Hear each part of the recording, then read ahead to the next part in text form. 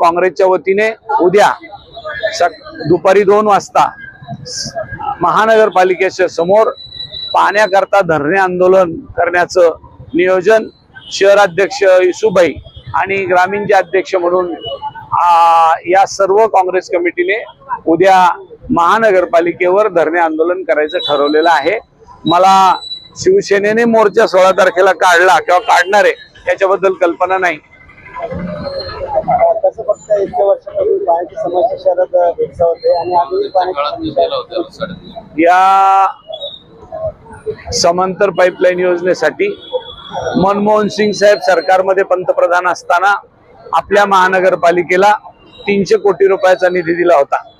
दुर्दैवानं या महानगरपालिकेमध्ये ज्यांची सत्ता राहिली त्यांनी आतापर्यंत पाण्याबद्दल काहीही काम केलं नाही। हे दुर्दैव आपल्या शहराचं आहे आणि म्हणून मला असं म्हणायचं आहे की ज्या लोकांनी सत्तेत राहिले त्या लोकांनी या पाण्याबद्दल स्वतःवर आता ते बिल फाडावं, ती पावती फाडावी की आमच्याच्यानी पाणी दिलं गेलं नाही।